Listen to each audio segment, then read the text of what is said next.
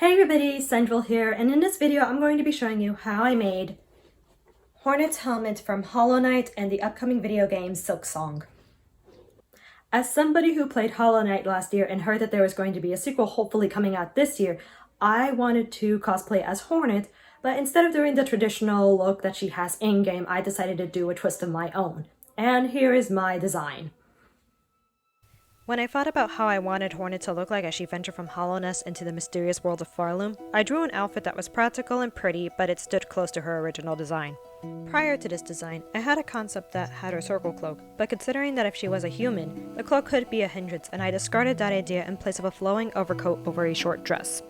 To showcase that she was the princess knight we fell in love with, I added some extra detailing to the helmet in which the mask and horns are removable. The only thing I kept almost true to was her color palette of red, white, and black, with just a few touches of gold to make the other colors pop. So with the final design in mind, it was time to build the cosplay, starting with the helmet.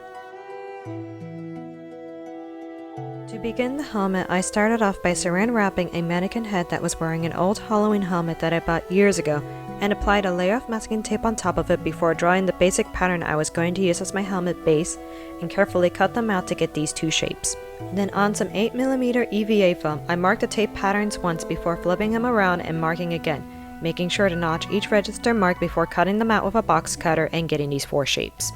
With all the pieces cut out, I applied Elmer's rubber contact cement onto all the edges that were going to meet, and once the glue was tacky, I slowly pieced the helmet together by using the register marks as my guide.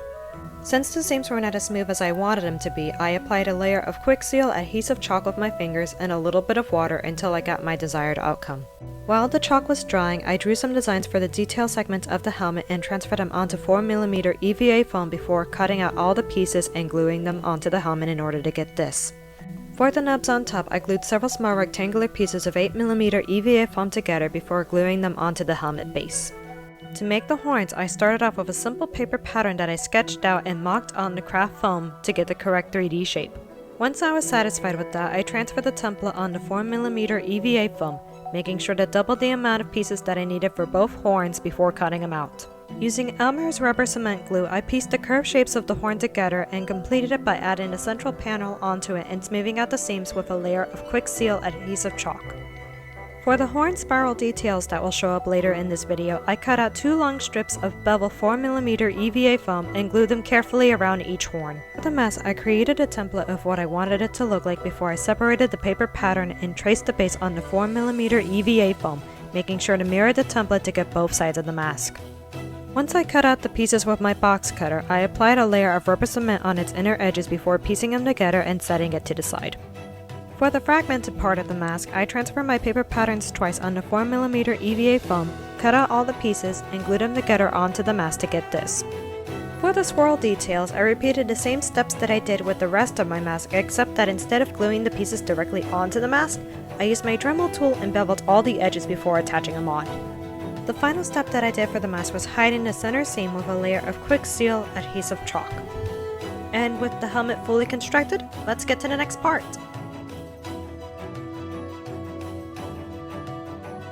Using black Plasti-Dip, I coated the entire helmet with 3 layers, and once those were dry, I used Golden's iridescent pearl fine acrylic paint and applied 3 layers of it, making sure to wait for each layer to completely dry before adding another coat.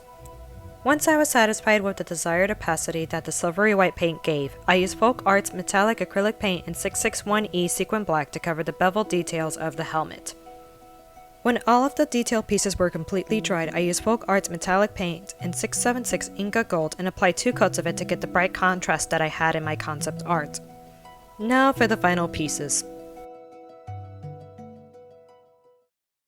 And the last thing that I did for this helmet was make this little emblem that's covering the magnet that's right here in the center, with painting and priming using the same colors and variations that I used for the rest of the helmet, and then applied magnets onto my horns as well as my mask in order to get this. Thank you guys so much for watching, and if you want to see more content like this, be sure to like, subscribe, and hit that bell notification, and I'll see you in part 2.